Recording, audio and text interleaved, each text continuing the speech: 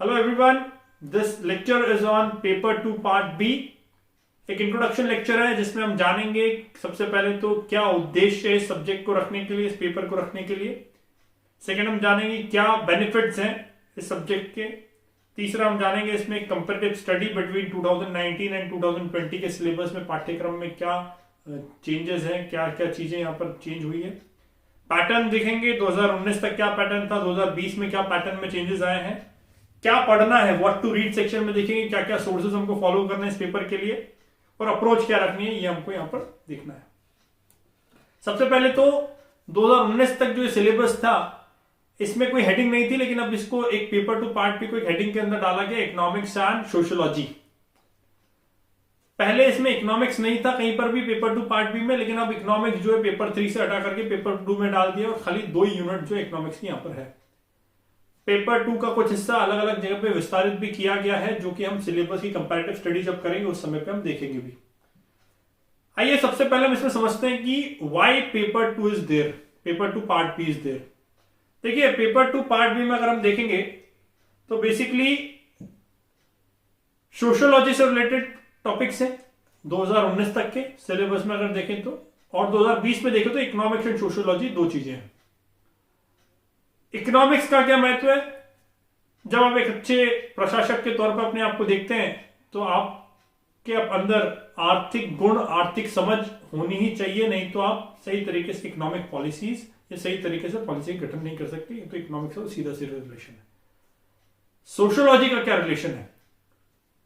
Public service, मतलब आपको public के बीच रहते हुए सर्विस देनी है, पब्लिक के लिए सर्विस देनी है, पब्लिक के लिए जो भी आपका काम रहेगा पब्लिक के हित में रहेगा। इसलिए आपको आपके समाज को समझना और आपका समाज किस तरीके से काम करता है ये समझना, इसके लिए समाज शास्त्र की भूमिका अहम है। और समाज शास्त्र, सोशियोलॉजी अगर आपने सही तरीके से पढ़ लिया तो आपको ये समझ में आएगा कि किस तरीके से सोसाइटी फंक्शन करती है, क्या समस्याएं सोसाइटी के अंदर में, और किस तरीके से समस्या को हम सुलझा सकते हैं। जब तक नहीं पता रहेगा तब तक हम एक सही पब्लिक सर्वेंट, सही अधिकारी या सही सिविल सर्वेंट नहीं बन पाएंगे। इसलिए इस सब्जेक्ट की जरूरत है, यहां पर हमको पब्लिक सर्विस में पड़ती है। नेक्स्ट, बेनिफिट्स क्या होंगे? देखिए, पेपर 2 के बेनिफिट्स बहुत सारी जगह पर हैं। सबसे पहले तो मेंस में आपको नंबर लाने के लिए है, इंटरव्यू में जैसे मैंने बताया वहां पर भी आपको बेनिफिट करते हैं। कहां बेनिफिट करते हैं? जब आपको कोई पर्टिकुलर समस्या मुलझा लिया जाता है। एमपीपीएससी का एक फेवरेट क्वेश्चन भी है इंटरव्यू का कि आप किस जिले से बिलोंग करते हैं, उस जिले की क्या समस्या सबसे ज्यादा है और उस जिले की समस्या का निवारण करने के लिए आप क्या स्टेप्स लेंगे। पास में कुछ लोग अगर आपके सीनियर्स हो, उनसे सिलेक्ट उनसे पूछिए। बहुत सारे लोगों से प्रश्न कॉमन पूछा गया है कि किस जिले से क्या मेजर समस्या और क्या निवारण आप उस समस्या करते हैं, कहां से बेसिकली है समाज शास्त्र के विषय से वो सब्जेक्ट क्वेश्चंस आते हैं। तो इंटरव्यू में भी अच्छी तरह से हेल्प करने वाला, तो अच्छे से प्रिपेयर करेंगे वहां पर भी हेल्प होगी। ये सब्जेक्ट बहुत सारी दूसरी जगह हेल्प करेगा। इकोनॉमिक्स और सोशियोलॉजी को साथ में डाला है और ये इकोनॉमिक सोशियोलॉजी जो है आपको एथिक्स के पेपर में हेल्प करेगा। एथिक्स के साथ बहुत सारी चीजें इससे लिंक कर सकते हैं आप, समस्याएं पता होगी तो बहुत सारी चीजें आप वहां पर देख सकते हैं। ज्योग्राफी में ह्यूमन ज्योग्राफी वाला जो इंटरफेस है वहां पर आपको काम आएगा। एथिक्स, अपना सोशियोलॉजी और इकोनॉमिक्स दोनों आपस में भी ओवरलैपिंग है कहीं कहीं पर। जो स्कीम्स जो इकोनॉमिक्स की हैं वो कहीं ना कहीं इनडायरेक्टली डायरेक्टली सोशल इश्यूज के साथ, समाज शास्त्र के साथ, सोशियोलॉजी के साथ इंटरलिंक होती है। तो वहां पर भी आपको ये सब्जेक्ट हेल्प करने वाला है। तो ये चीजें आप यहां पर भी ध्यान रख सकते हैं। Next, comparative study of both the syllabus. देखिए, 2019 में ये सब जो टॉपिक है पेपर 2 पार्ट बी, ये 4.1 यूनिट से लेकर के आगे देके रखा था। अब इसमें कुछ चेंजेस किए हैं जो हम basically social sector, health, education, empowerment के अंदर में देखते हैं क्या चेंजेस किए हैं। देखते हैं, सिलेबस को बेसिकली रिशफल किया है। अगर हम देखें तो 4.1, 4.2 और 4.4, 4.5 जो यूनिट थी, अब वो पेपर 2 पार्ट बी की एक यूनिट बन चुका है। कौन सी यूनिट बन चुका है? ये यूनिट 5। अगर हम और देखें तो दूसरे इसमें स्तर में हम देखें तो एजुकेशन सिस्टम जो है वो आपका यूनिट 3 में जा चुका है। और ह्यूमन रिसोर्स डेवलपमेंट, पहले संस्थाएं देख रखी थी बहुत सारी, लेकिन अब वो संस्थाएं तो हटा दी गई हैं, लेकिन वो ह्यूमन रिसोर्स डेवलपमेंट यूनिट 3 की हेडिंग है और अवेलेबिलिटी ऑफ स्किल्ड लेबर जो है वो इकोनॉमिक्स की आखिरी लाइन में जोड़ा गया, इकोनॉमिक्स की यूनिट 2 जो है उसमें आखिरी पॉइंट में वो availability employability of productivity of labour का टॉपिक जो जोड़ रखा है। वेलफेयर स्कीम्स अगेन यूनिट 3 का पार्ट है, पेपर 2 पार्ट बी की।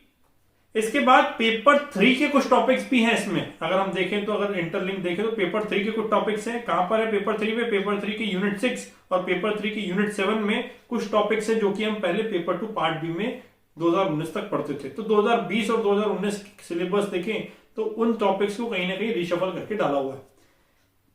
कुछ टॉपिक्स ऐड हुए हैं, जैसे कि unit number 4, paper 2 part B की यूनिट नंबर 4 जो कि प्योरली समाज शास्त्र से है, ट्राइब से रिलेटेड बहुत सारी चीजें उसमें पूछी गई है, अलग अलग जगह से क्या थ्योरी ऑफ किनशिप है, बहुत सारी इसमें फैमिली सिस्टम और मैरिज सिस्टम कॉन्सेप्ट, सोशियोलॉजी से रिलेटेड कॉन्सेप्ट है, वो एक नया एडिशन है यहाँ पर। साथ ही साथ एक जो मैंने ग्रीन बॉक्स में हाईलाइट करके रखा है ना, status of tribes in Madhya Pradesh, social structure, customs, belief, marriage, kinship, religious belief, ये जो चीजें हैं ये भी समाज शास्त्र से रिलेटेड है, सोशियोलॉजी से रिलेटेड है, जो एक नया एडिशन इस सब्जेक्ट में है। अब कहां से सब्जेक्ट को बेसिकली हम पढ़ेंगे या फिर क्या अप्रोच रखेंगे ये हम आगे अभी देखते हैं। उसके भी पहले हम पैटर्न देखेंगे। पैटर्न में क्या चेंज आया है? बेसिकली 2019 तक 3 मार्कर्स पूछे जाते थे और उनकी सब सीमा जो थी वो 2 लाइन की थी, लेकिन अब वो 1 से 2 लाइन को हटा करके 1 लाइन का शब्द सीमा कर दी है 10 वर्ड्स की। और जो है आपका 2020 में 3 मार्कर तो पूछे ही जाएंगे, लेकिन पहले रैंडम कहीं से भी कोई से भी टॉपिक से 3 मार्कर पूछे जा सकते थे, कोई बाध्यता नहीं थी। लेकिन अभी बाध्यता कर दी कि हर यूनिट से खाली 30 नंबर के प्रश्न आएंगे, जिसमें 3 मार्कर्स की संख्या होगी, 5 मार्कर की संख्या होगी और 11 मार्कर की संख्या होगी। क्या क्या संख्या होगी? 3 3 मार्कर्स पूछे जाएंगे, 2 5 मार्कर्स पूछे जाएंगे और 1 11 मार्कर पूछा जाएगा। टोटल अगर आप देखते हैं तो 30 नंबर का हर एक यूनिट से क्वेश्चंस आपको पूछे जाएंगे, जो यूनिट्स वहां पर डिवाइड कर रखिए। अनुपात के हिसाब से देखें तो सोशल इश्यूज का अनुपात तो उतना का उतना बना हुआ है, क्योंकि जहां हमने सोशल लेजिस्लेशन हटा के सोशियोलॉजी के सब्जेक्ट्स दूसरे एडअप किए हैं वहां पर, और यूनिट 3 जो हमने 6 और 7 जो है पेपर नंबर 3 के अंदर जोड़ दिए हैं इस पर्टिकुलर टॉपिक से रिलेटेड। तो ये जो हेल्थ एजुकेशन वाला जो सब्जेक्ट रिलेटेड टॉपिक जो हमने पहले पेपर 2 पार्ट बी में पढ़ते थे, वो तो उतना ही टॉप मार्क्स अभी भी कैरी करता है, 150 मार्क्स, जो कि पहले कैरी करता था, क्योंकि यूनिट वाइज इसका बंटवारा अलग अलग हो चुका है। सोशियोलॉजी के कुछ सब्जेक्ट इसमें और ऐड हो गए, ये हम बोल सकते हैं। लेकिन इकोनॉमिक्स का टॉपिक, इकोनॉमिक्स के मार्क्स बहुत कम करके स्क्वीज कर दिए। पहले जब 150 नंबर का इकोनॉमिक्स का पेपर होता था पेपर 3 पार्ट बी, अब उसको उठा करके खाली 2 यूनिट के अंदर समेट दिया है, मतलब 60 मार्क्स का इकोनॉमिक्स ही खाली पूछा जाएगा पेपर के अंदर। तो इकोनॉमिक्स में बहुत ज्यादा लॉस हुआ है, पढ़ना उतना ही है। नंबर्स अगर आप टॉपिक देखें, मिलाए सिलेबस 2019 और 2020 के इकोनॉमिक्स का, तो सिलेबस उतना ही है, लेकिन अंक नहीं मिलेंगे उतने, क्वेश्चंस कम पूछे जाएंगे, ऐसा पीएससी का कहना है। नेक्स्ट हम इसमें पैटर्न जो हमने देखा उसमें कुछ चेंजेस जो देखे, 5 मार्कर्स, 11 मार्कर्स, 5 मार्कर की शब्द सीमा आधा पेज 50 शब्द और 11 मार्कर की शब्द सीमा 200 वर्ड्स की रखी गई है। मार्किंग स्कीम्स कैसी होती हैं उसके हिसाब से शब्द सीमा हम आगे भी देखेंगे। पहले भी 1 से 2 लाइन का 3 मार्कर लिखने का बोला जाता था, लेकिन नंबर तभी मिलता था जब उसमें ठीक ठाक कंटेंट, 3 डायमेंशन उसको खुले हुए मिले, और शब्द सीमा का अतिक्रमण तो 3 मार्कर में किया जाता था। पहले भी 20 शब्द के शब्द लिखते थे सभी बच्चे और सभी विद्यार्थी, तभी अच्छे नंबर स्कोर कर पाते थे। 2020 में किस तरह की मेंस होने के बाद पता चलेगा किस तरह की मार्किंग स्कीम्स, किस तरह के क्वेश्चंस रहते हैं, उस हिसाब से हम क्राइटेरिया डिसाइड कर पाएंगे। अभी पहला एग्जाम जो रहेगा वो एक्सपेरिमेंट बेसिस पे एग्जाम रहेगा, क्वेश्चन के हिसाब से आपको निर्धारण करना पड़ेगा, इसलिए आपको 2019 की तैयारी भी करनी चाहिए। 2020 का स्पेशल प्रश्न अगर कुछ पूछा जाएगा तो उसके हिसाब से भी तैयारी करनी चाहिए, मना नहीं करता। 19 के हिसाब से अगर क्वेश्चन पूछे गए तो 19 के हिसाब से आंसर लिखने पड़ेंगे, है ना। जो 19 का प्रश्न है माल न्यूट्रिशन 3 मार्क में पूछा गया, तो पूरा माल न्यूट्रिशन डेफिनेशन और दोनों तीनों चीज आपको देनी चाहिए। लेकिन अगर कोई ऐसा फैक्चुअल क्वेश्चन पूछ लिया कि एड्रिनल हार्मोन कहां से निकलता है, तो वही सीधा ग्लैंड का नाम आप चिपका सकते हैं, हो सकता है कि पूरे 3 मार्क्स मिले। तो प्रश्न के हिसाब से आपको आपका अनुरूप डालना पड़ेगा 2020 की मेंस एग्जाम जब आप देने जाए। क्या पढ़ना है? आप सब तो लोग सोच रहे होंगे कि एक बहुत अच्छी किताब का नाम बता दूंगा, और आपकी नैया जो है पार लग जाएगी। देखिए, सोशियोलॉजी एक अमूर्त विषय है। हेल्थ एजुकेशन और ये जो विषय है ये बड़ा अमूर्त विषय है, इसका कहीं एक जगह पे आपको टॉपिक्स नहीं मिल पाएंगे, इस बात से आप बिल्कुल संतुष्ट हो जाइए। जो 2019 में हमारी स्ट्रैटेजी थी पेपर 2 पार्ट बी की, वही स्ट्रैटेजी में बता रहा हूं कि किस तरीके प्रिपरेशन करना है हेल्थ एजुकेशन और ये सेक्टर्स की। सोशियोलॉजी के जो स्पेसिफिक टॉपिक्स हैं उनके रिलेटेड में किताबें आपको इन फर्दर लेक्चर्स जब हम वो चीजें पढ़ेंगे सोशियोलॉजी के रिलेटेड टॉपिक्स उस समय बताऊंगा। अभी मैं बेसिकली हेल्थ एजुकेशन एचआरडी वाला जो हमारा पोर्शन है जहां पर हेल्थ रिलेटेड इश्यूज और issues related to labour class, disabled people, old age people, उनसे रिलेटेड जो समस्या है वो कहां से हमको गैदर करनी, क्या सोर्सेस फॉलो करने वो बताऊंगा। देखिए, अमूर्त विषय होने के कारण कोई एक फिक्स किताब नहीं है, मल्टीपल सोर्सेज हैं, पर सोर्सेज बहुत सारे मैं बता रहा हूं, उन सोर्सेज को आप फॉलो कर सकते हैं। हर एक चीज हर जगह से नहीं मिलेगी, कुछ स्पेसिफिक चीजें कुछ कुछ जगह से मिलेगी। देखिए, नेशनल फैमिली हेल्थ सर्वे हमेशा गवर्नमेंट पब्लिश करती है, वहां पर क्या क्या मिलता है, स्टेटस के लिए बहुत सारा डेटा मिलेगा, माल न्यूट्रिशन कैसा है, मैरिज रेट आपके यहाँ, चाइल्ड मैरिज रेट क्या है ना, स्टंटिंग के परसेंटेज क्या है, मोर्टालिटी रेट आपके यहाँ क्या है। तो नेशनल फैमिली हेल्थ सर्वे में हेल्थ रिलेटेड फैमिली का बहुत सारा डेटा मिलेगा, कारण भी मिल जाएंगे, कौन से कारण से क्या क्या चीजें उत्पन्न हो रही है। तो नेशनल फैमिली हेल्थ सर्वे जो लेटेस्ट है वो तो आपको पढ़ना ही चाहिए, उसके कुछ रोचक तथ्य आपको नोट डाउन करके रखने चाहिए। कैसे नोट डाउन करेंगे उसका, इस समस्या का हल भी मैं आपको बताऊंगा कि किस तरीके से सब्जेक्ट इन सोर्सेस में से क्या क्या चीजें हमको गैदर करनी है और कैसे करनी है वो मैं बताने जा रहा हूं अभी थोड़ी देर बाद। इसके बाद नेशनल क्राइम रिकॉर्ड ब्यूरो एक अच्छा सोर्स है जहां पर आपको बहुत सारे क्राइम से रिलेटेड चीजें मिलेगी, रेप के रेट्स क्या है, वुमेन्स के खिलाफ जो क्राइम हो रहे हैं, चाइल्ड प्रोस्टिट्यूशन के कितने केसेस दर्ज होते हैं। तो बहुत सारे ऐसे रोचक तथ्य आपको नेशनल क्राइम रिकॉर्ड ब्यूरो की रिपोर्ट्स में मिल जाएंगे। योजना और कुरुक्षेत्र मैगजीन्स सारी नहीं पढ़नी है इस सब्जेक्ट के लिए, जिनकी हेडिंग्स आपके सिलेबस के साथ मैच करती हो। जैसे हेल्थ के ऊपर बहुत सारी योजना मैगजीन्स आई है, बहुत सारी कुरुक्षेत्र मैगजीन्स आई है। पास्ट की मैगजीन भी योजना.gov.in, कुरुक्षेत्र.gov.in जो वेबसाइट्स हैं वहां पर योजना.gov.in पे आपको पास्ट की मैगजीन्स भी मिल जाएंगी। तो ये मैगजीन्स भी आप डाउनलोड कर सकते हैं, हेडिंग के साथ सर्च मारिए, गूगल बता देगा कौन से महीने की कौन से ईयर की जो मैगजीन है वो आपको डाउनलोड करनी है। वो आप डाउनलोड करके अगर आप पढ़ेंगे तो आपकी बहुत अच्छी समझ इस सब्जेक्ट में बन सकती है। टफ टास्क है लेकिन हाँ करना पड़ेगा अगर सब्जेक्ट अच्छे से समझना है तो। नेक्स्ट 2019 वालों के लिए स्पेशल है बेसिकली, ये 2020 वालों के लिए थोड़ा सा कम रिलेवेंट है। बेयर एक्ट और उनकी समरी। एक्ट जो सोशल लेजिस्लेशन का पार्ट था, है ना, जो पेपर 2 पार्ट ए के अंदर इंक्लूड किया हुआ है, लेकिन हमको पढ़ना उसको इसी के साथ चाहिए क्योंकि इसी में ज्यादातर यूज होता है और इसी के साथ लिंक भी सब्जेक्ट वो है। तो अगर उसको देखें तो बेयर एक्ट के आपके पास कॉपीज होनी चाहिए, जो आपके पास सारे के सारे एक्ट उसमें 10 की 10 है उसकी कॉपीज होनी चाहिए। बेयर एक्ट की डाउनलोड आप कर सकते हैं, नेट पे इजीली अवेलेबल है। और उनकी समरी आपको प्रिपेयर करना है, या तो आप बुक ले लीजिए कोई समरी वाली, या फिर आप डायरेक्टली आपकी खुद की अगर समरी होगी तो ज्यादा अच्छा होगा।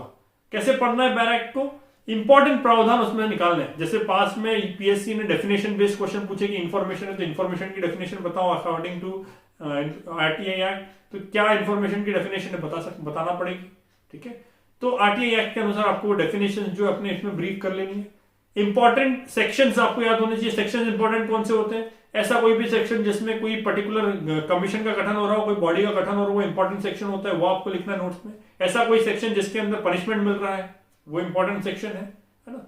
ऐसा कोई सेक्शन जिसके अंदर में कोई रिलीफ कार्य हो रहा है तो वो इंपॉर्टेंट सेक्शन है। तो वो इंपॉर्टेंट सेक्शंस आपको देखना है। जैसे कि कंज्यूमर राइट प्रोटेक्शन एक्ट में, है ना, कौन से सेक्शन के अंतर्गत डिस्ट्रिक्ट फोरम बना, कौन से सेक्शन के अंतर्गत स्टेट लेवल का फोरम बना, कौन से लेवल में कौन से सेक्शन के अंतर्गत नेशनल लेवल का फोरम बना, तो वो सेक्शंस आपके लिए इंपॉर्टेंट हो जाते हैं। क्या पनिशमेंट है, क्या jurisdiction area SC ST act के अंतर्गत, पूरा इंपॉर्टेंट है। तो वो चीजें आपके लिए इंपॉर्टेंट यहाँ पर हो सकती हैं जब आप बेयर एक्ट पढ़े, समरी पढ़े तो, और उसकी समरी आप बनाने के लिए। पीआईबी का सोर्स है, गवर्नमेंट का ऑथेंटिक सोर्स है पीआईबी। गवर्नमेंट स्कीम्स आपको यहां से प्रिपेयर करनी चाहिए। जो भी गवर्नमेंट स्कीम है, नाम आपके पास अगर आ गया तो सीधा उसको सबसे पहले पीआईबी पे सर्च मारे। पीआईबी पे बहुत अच्छा ऑथेंटिक डेटा उसका निकल के आएगा कि क्यों स्कीम्स आई है, क्या उद्देश्य है स्कीम का और क्या चीज इसका टारगेट ऑब्जेक्टिव क्या है, सब चीजें उसमें आसानी से आपको मिल जाएगी। डेटा भी पीआईबी से बहुत सारे स्कीम्स के डॉक्यूमेंट्स के अंदर मिल जाता है। तो पीआईबी के सोर्सेज को गवर्नमेंट स्कीम्स को रिफर करने के लिए देख सकते हैं। नेक्स्ट इज नीति आयोग की website.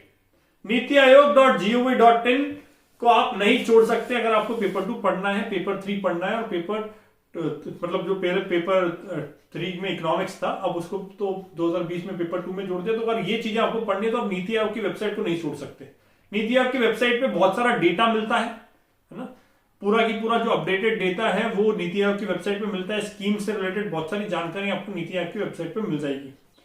Next is NITI Aayog की बहुत सारी रिपोर्ट्स हैं, जैसे विजन रिपोर्ट अभी दी है ना, विजन ऑफ इंडिया 2022 में किस तरीके से @75 क्या रहेगा न्यू इंडिया, है ना, तो किस तरीके से बनेगा, क्या डॉक्यूमेंटेशन है, किस तरीके से इंडिया को उन्होंने विजुअलाइज किया है, विजन क्या है उनका, वो विजन रिपोर्ट आपको देखनी चाहिए। दूसरी रिपोर्ट भी नीति आयोग पब्लिश करता रहता है, पब्लिक वैल्यूज के ऊपर एक रिपोर्ट पब्लिश की है। तो अलग अलग रिपोर्ट जो नीति आयोग पब्लिश करता है उससे आपके टॉपिक से रिलेटेड जो रिपोर्ट्स है वो आपको देखनी चाहिए। Indexes, NITI Aayog health index publish करता है ना, नीति आयोग दूसरे इंडेक्सेस बहुत सारे पब्लिश करता है, सस्टेनेबल डेवलपमेंट के इंडेक्सेस पब्लिश करता है। तो जो भी इंडेक्सेस आपको देखने हैं, है ना, अच्छे आपके सब्जेक्ट से रिलेटेड मिले, इकोनॉमिक्स हो या फिर आपका सोशल इश्यूज हो, है ना, इन सब रिलेटेड सब्जेक्ट्स पे जो इंडेक्सेस आपको मिले वो आपको नोट डाउन करना चाहिए। जैसे एक्सेसिबल इंडिया इंडेक्स पब्लिश कर रहा है नीति आयोग अभी, तो इंडेक्सेस आपको देखने चाहिए। Next is newspaper. न्यूज़पेपर बहुत इंपॉर्टेंट रोल प्ले करेंगे। न्यूज़पेपर में बहुत सारा करंट का डेटा आपको मिलेगा जो कि इस पेपर के लिए बहुत इंपॉर्टेंट है। एडिटोरियल्स आप पढ़िए, है ना, जो संपादकीय आते हैं पेपर्स में वो पढ़िए अगर आपके टॉपिक से रिलेवेंट है, और इसमें ऐड करने की कोशिश करिए कि संपादक ने माल न्यूट्रिशन हेल्थ के ऊपर क्या क्या लिखा है। पास्ट के भी आप पढ़ सकते हैं, the Hindu, the Indian express के पास्ट के बहुत सारे हेल्थ एजुकेशन के ऊपर, न्यू एजुकेशन पॉलिसी के ऊपर बहुत सारे एडिटोरियल्स हैं, बहुत सारे डेटाज हैं, वो आप डालिए। कैसे मिलेंगे? हेल्थ द हिंदू सामने लिख दीजिए, या फिर माल न्यूट्रिशन द हिंदू सामने लिख दीजिए, द इंडियन एक्सप्रेस लिख दीजिए। जो अच्छे डेटाज होंगे, रिपोर्ट्स होंगी, सामने आ जाएंगी। 5-7 आर्टिकल्स खोलेंगे आपको मिल जाएगा। कोई भी पॉलिसी का क्रिटिकल इवैल्यूएशन करना है, द हिंदू से बेस्ट सोर्स नहीं मिल सकता। द हिंदू में बहुत अच्छा क्रिटिक्स मिलते हैं, है ना, वो क्रिटिक्स आपको बहुत काम आएंगे पेपर्स के अंदर, डेटा के साथ क्रिटिक्स मिलेंगे, ऑथेंटिक डेटा के साथ।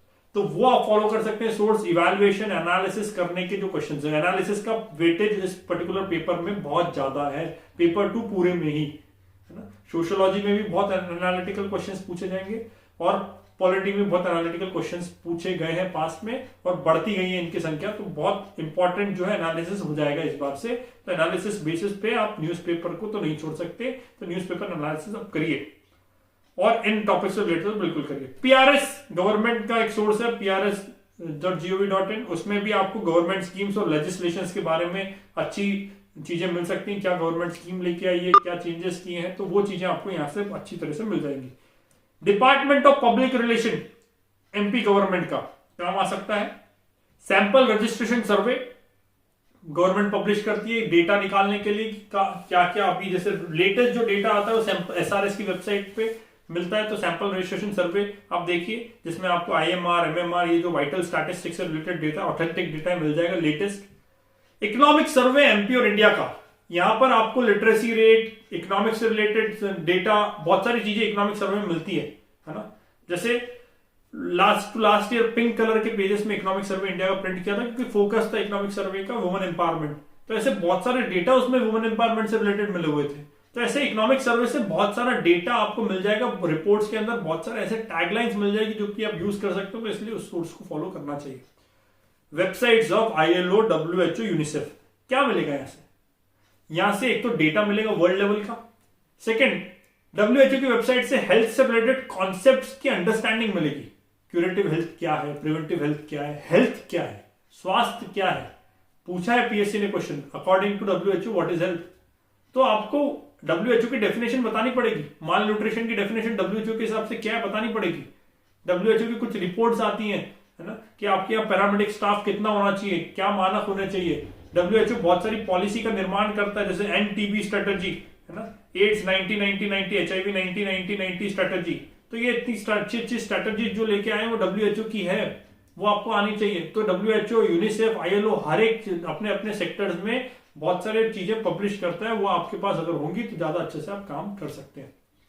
Next is policies and reports related to your subject. Government की कुछ भी पॉलिसीज आ रही हैं, कुछ भी रिपोर्ट्स आ रही है सब्जेक्ट से रिलेटेड, तो आपको पढ़नी चाहिए। जैसे एक ट्राइबल हेल्थ से related tribal ministry of tribal affairs ने एक रिपोर्ट देकर रखी है, 2016 में रिपोर्ट पब्लिश हुई थी, लेकिन जो कारण उसमें दिए हैं, जो डेटा दिया है, वो अभी भी अपडेट नहीं मिलेगा आपको कहीं पर भी दूसरी जगह। Latest updated data tribal health का वहां से आपको मिल सकता है, उसमें सब देकर रखा है कि क्या ट्राइबल्स में क्या अंतर है, जनरल कैटेगरी का कहाँ माल न्यूट्रिशन का परसेंट है, ट्राइबल्स में क्या है, क्या हमारे यहाँ का मोर्टेलिटी रेट है, वहां पे मोर्टेलिटी रेट क्या है, हमारे का जेंडर रेशियो क्या है, वहां का क्या है। पूछे जा सकते हैं क्वेश्चन कि ट्राइबल हेल्थ के ऊपर क्वेश्चन बताइए, क्या ट्राइबल हेल्थ का स्टेटस है बताइए, कहां से आएंगे, वहां से डेटा आप दे सकते हैं। तो ऐसे बहुत सारे reports government of India publish करती है अलग अलग सब्जेक्ट्स पे।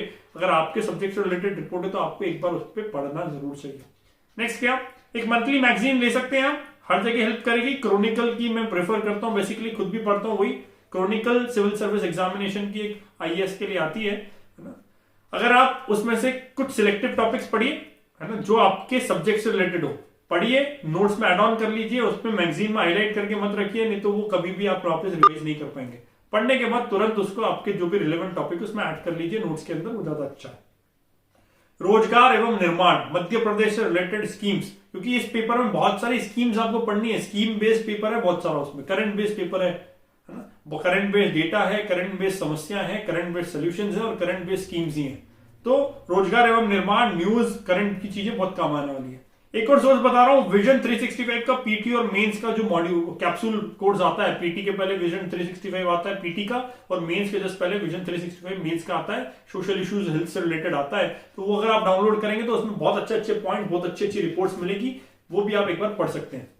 एजुकेशन जैसे रिलेटेड रिपोर्ट्स प्राइवेट एनजीओ की आती है, जैसे ASER की एक रिपोर्ट आती है, प्रथम की एक रिपोर्ट आती है, प्रथम एनजीओ की, तो ये रिपोर्ट भी आप पढ़ सकते हैं। एजुकेशन रिलेटेड बहुत सारा डेटा उसमें मिल जाएगा। वर्ल्ड लेवल पर वर्ल्ड बैंक रिपोर्ट जारी करता है डेवलपमेंट, ह्यूमन डेवलपमेंट के ऊपर, वो आप पढ़ सकते हैं। तो ऐसे बहुत सारे डेटा जो है आपको अलग अलग पर्सपेक्टिव में मिलेंगे, वो आपको कोलैबोरेट करते जाना है। कहां से मिलेंगे, सब करंट में आते हैं, कब करंट आप नहीं छोड़ेंगे तो आसानी से सब्जेक्ट हल हो पाएगा। आगे आए, लाभ उठाए, Madhya Pradesh PRO public relation office की एक पब्लिकेशन है जिसमें मध्य प्रदेश से रिलेटेड सारी स्कीम्स मिलती हैं। किताब है, कलेक्टेड ऑफिस में जाइए, आपको मिल जाएगी। पब्लिक रिलेशन ऑफिस से नहीं मिलती है, संपर्क करिए, आपके जो एस्पिरेंट्स हैं, ग्रुप है, उसमें भी आपको ये किताब मिल सकती है। PDF अवेलेबल नहीं है, PDF नहीं मिलेगी, हार्ड कॉपी आप जाके देखिए, मिल जाएगी आसानी से ना। इसमें गवर्नमेंट की बहुत सारी स्कीमें हिंदी में है, अच्छा है, बहुत सारे प्रावधान इसमें government, Madhya Pradesh government specific जो स्कीम्स है वो आपको मिल जाएगी सीधे सीधा, और उसमें क्या प्रावधान है वो मिल जाएंगे। तो बहुत अच्छी हेल्प करने वाली किताब है, इसलिए अच्छा चीज यहां पर हमको मिल सकता है। Next is department of health MP और सेंसस, लेटेस्ट सेंसस आपको देखना है, क्या लेटेस्ट सेंसस हमारे यहाँ का 2011 का जो सेंसस हुआ, अभी 2021 में होना है, शायद हो पाए शायद ना हो पाए कोरोना की वजह से। तो 2021-2011 का जो सेंसस है, इसके रिपोर्ट्स आप देखिए। सोशो इकोनॉमिक सेंसस था, कास्ट बेसिस पे था, तो और ज्यादा अच्छा होता है कि उसको कास्ट से रिलेटेड, सोसाइटी से रिलेटेड बहुत अच्छे तथ्य मिल सकते हैं, तो आप एक बार देख सकते हैं। नेक्स्ट जो है अप्रोच, ये सब चीजें कब काम में आएगी, अप्रोच जब समझ में आएगी तब, कैसे इस सब्जेक्ट को हैंडल करना है। देखो बेसिकली इसमें दो चीजें हैं, एक तो स्टैटिक पोर्शन है, करंट पोर्शन है। करंट पोर्शन का महत्व ज्यादा है, स्टैटिक पोर्शन का महत्व इस सब्जेक्ट में बहुत कम है। 2019 तक जो हमने देखा, 2018 तक जो हमने देखा है वो। स्टैटिक पोर्शन कैसा प्रिपेयर करें, जो टर्म दिए हुए उसके कॉन्सेप्ट आपको समझ में आना। हेल्थ क्या है, प्रिवेंटिव हेल्थ, तो प्रिवेंटिव हेल्थ क्या है, ये आपको अगर समझ में आता है तो बाकी चीजें अपन आगे हंट डाउन इन टॉपिक्स कर सकते हैं। क्या करेंगे नोट्स में, देखो चिंता इश्यूज, मतलब कि सबसे पहला तो अप्रोच क्या होना चाहिए, आपको वो इश्यू समझ में आना चाहिए, अंडरस्टैंड द इश्यू। कोई भी इश्यू हो, जैसे मान लीजिए अपन एक इश्यू लेके चलेंगे, माल न्यूट्रिशन, आपके स्वास्थ्य से रिलेटेड एक समस्या है, तो समस्या, वो इश्यू आपको अच्छी तरह से समझ में आना चाहिए, क्या है इश्यू, क्या है माल न्यूट्रिशन, क्या है। इसके बाद जो सेकंड चीज हमको इस अप्रोच के अंदर जो मैंने बना के रखा है, हमको डेटा कलेक्ट करना है ना। डेटा क्या स्टेटस है, माल न्यूट्रिशन, तो माल न्यूट्रिशन का स्टेटस क्या है तीनों लेवल पर, वर्ल्ड लेवल पर क्या है, इंडिया लेवल पर क्या है, MP लेवल पर क्या है, मिल जाएगा आसानी से डेटा। जो मैंने सोर्सेस बताए इनको फॉलो करेंगे तो आसानी से डेटा मिल जाएंगे। क्यों डेटा को कॉपी करना है, डेटा को इसलिए कॉपी करना है ताकि आपको इस समस्या की जड़ या समस्या की इंटेंसिटी पता चले, कितना सीवियर सब्जेक्ट है, कितना ज्यादा गंभीर विषय है, कितना ज्यादा गंभीर समस्या है। ये जब तक पता नहीं चलेगी तब तक हम आगे इसके कारण और इसके निवारण पे काम नहीं कर पाएंगे। तो गंभीरता हमको समझ में आना चाहिए, कहां पर ज्यादा है कहां पर कम है, ये डिस्ट्रीब्यूशन हमको समझ में आना चाहिए। और कहां से मिलेगा? डेटा कलेक्ट करने से। डेटा को प्लेन लैंग्वेजेस में कलेक्ट नहीं करेंगे, डेटा ग्राफ्स, पाई चार्ट और इन्हीं फॉर्म में हम कलेक्ट करेंगे। नहीं भी आएगा तो हम इन फॉर्म में उसको बना लेंगे, है ना, नोट्स के अंदर। क्यों? क्योंकि मैंने मेरे बेसिक्स ऑफ आंसर राइटिंग के लेक्चर में बताया भी था, है ना, कि डेटास को किस तरीके से रिप्रेजेंट करना है। डेटास अगर उस तरीके से रिप्रेजेंटेड आपके नोट्स में होंगे तभी जाकर एग्जाम में आप आंसर्स में उसको उतार पाएंगे। तो नोट्स जब बनाए तो इसी फॉर्मेट में बनाए। इसके बाद उस समस्या के क्या कारण है, माल न्यूट्रिशन है तो क्यों हो रहा है, एमपी स्पेसिफिक कारण भी पूछे जाते थे, एमपी के स्पेसिफिक कारण अलग से प्रिपेयर करेंगे, है ना। क्या भौगोलिक कारण है, क्या आर्थिक कारण है, क्या राजनीतिक कारण है ना, क्या पॉलिसी से रिलेटेड कारण है जो कि इस पर्टिकुलर चीजों में हमको हेल्प करते हैं। तो ये चीजें आपको यहां पर ध्यान रखनी है कि analyse the causes related with these issues, है ना। Next is impacts. समाज के कौन कौन से हिस्से में, आर्थिक कौन कौन से हिस्से में कहां कहां पर इसके प्रभाव गिरने वाले हैं, इंपैक्ट्स।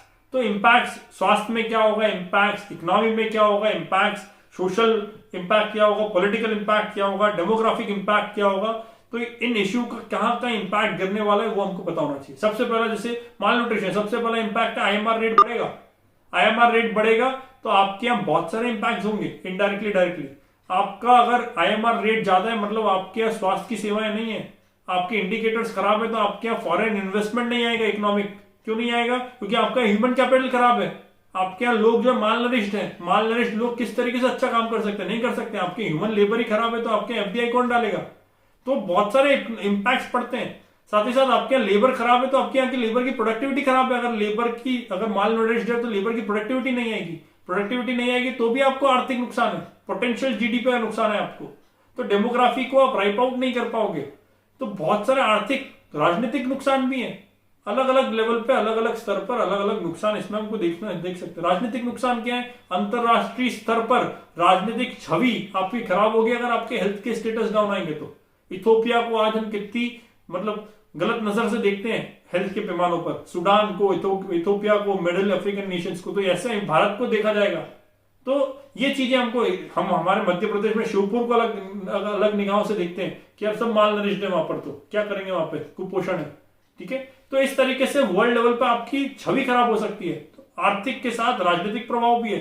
तो अलग अलग जगह पर अलग अलग प्रभाव यहां पर आप देख सकते हैं, वो आपको लिखने हैं नोट्स में, एग्जाम्पलीफाई करके, एग्जाम्पल्स के साथ, डेटास के साथ, रिपोर्ट्स के साथ। नेक्स्ट सॉल्यूशंस, आखिरी जो स्टेप रहेगा सोल्यूशन। सोल्यूशन क्या? एमपी लेवल पे सोल्यूशन, इंडिया लेवल पे सोल्यूशंस क्या किए गए, वर्ल्ड लेवल पे सोल्यूशंस क्या किए।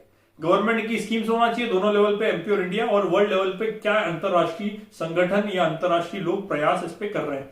इसके बाद एक्ट्स और लेजिस्लेशंस क्या क्या इस पर्टिकुलर चीज के लिए लेके आए, गवर्नमेंट स्कीम्स के अलावा गवर्नमेंट क्या एक्ट्स, क्या लेजिस्लेशन इस पे लेके आई। अंतरराष्ट्रीय स्तर पर भी हो सकते हैं कुछ कन्वेंशन, इंडियन स्तर पर भी हो सकते हैं, मध्य प्रदेश स्तर पर भी क्या चीजें हो सकती है। इसके बाद सजेशंस क्या है आपके, आप अपने खुद के इनोवेटिव सजेशंस दे सकते हैं और वो नोट्स में आपको इंक्लूड करना है पढ़ते दौरान कि हाँ ये करो माल न्यूट्रिशन के लिए, है ना, क्या क्या आप फूड फोर्टिफिकेशन करिए, माल न्यूट्रिशन खत्म हो जाएगा। तो ये सजेशंस आपके जो है वो डाल सकते हैं आप। मिड डे मील स्कीम में जो लॉसेस हो रहे हैं तो क्यों हो रहे हैं, आप सजेशन दे सकते हैं कि ready to eat food use करें, है ना। आपका खुद का सजेशन भी हो सकता है, किसी और रिपोर्ट के अनुसार हो सकता है, तो रिपोर्ट के अनुसार कोट करके आप अपना सजेशन दे सकते हैं कि इस रिपोर्ट के अनुसार इनका ये सजेशन और मेरा भी ये मत है। तो इस तरीके से आपके सजेशंस आप दे सकते हैं जो कि एग्जाम में पूछे भी जाते हैं इसके related questions. Next is solutions में रिकमेंडेशन ऑफ सम कमिटीज, क्या कमिटी, क्या रिपोर्ट ने क्या रिकमेंडेशन दी वो भी आप लिख सकते हैं यहाँ पर, ये भी आपका एक अच्छा तरीका हो सकता है। नेक्स्ट इज मेंशन, मतलब ये इंपॉर्टेंट पॉइंट है जो आपको ध्यान रखना है। जब भी आप डेटा लिखें, कॉज लिखें, सोल्यूशन लिखें, अगर आपके पास उसकी बेसिस में कुछ पीछे बैकग्राउंड में कुछ रिपोर्ट है ना, तो उस रिपोर्ट को जरूर संलग्न करें। आंसर राइटिंग में हमें भी बताया है मैंने कि authenticity of your answer decides the number of the marks you are going to achieve या you are going to fetch, है ना। तो मार्क्स तभी मिलेगा जब आपका आंसर ऑथेंटिक लगेगा, है ना, सत्य लगेगा कि हाँ ये सही लिखा है। और ऑथेंटिक कब लगेगा? जब आप रिपोर्ट्स के नाम उसमें देंगे, क्या सोर्स ऑफ डेटा है आपका, क्या सोर्स आपने फॉलो किया है, नीति आयोग से डेटा लिया है या फिर सेंसस से डेटा लिया है, इकोनॉमिक सर्वे से डेटा लिया, तो लिखे वहां पर अकॉर्डिंग टू इकोनॉमिक सर्वे, तभी जाके वो आंसर ऑथेंटिक लगेगा और तभी जाके आपके आंसर में थोड़ा सा वजन ज्यादा गिरेगा। तो ये चीजें आपको नोट्स बनाते समय पे ध्यान रखना है। है ना। इसके बाद ये नोट्स बनाने के बाद पिछले साल के क्या प्रश्न आए इन टॉपिक से उसको सॉल्व करने की कोशिश करेंगे और उस सॉल्यूशंस को भी अपने नोट्स में अटैच करेंगे। तो जो आपकी समस्या थी कि हमारे पास कोई एक पर्टिकुलर फिक्स किताब नहीं है, वो खुद की किताब, खुद की गीता इस सब्जेक्ट के लिए खुद को ही लिखनी पड़ेगी। ये इस सब्जेक्ट का कटु सत्य है। मैं एक किताब कोई भी रिफर नहीं करूंगा क्योंकि वास्तविकता में ऐसी कोई किताब नहीं है कि जो इस सब्जेक्ट को पूरा कवर करती हो। ठीक है, जो पेपर 2 पार्ट बी 2019 से रिलेटेड है वो ऐसा ही आपको लिखना पड़ेगा, ऐसे ही आपको नोट्स बनाने पड़ेंगे हर टॉपिक वाइज अलग अलग, है ना।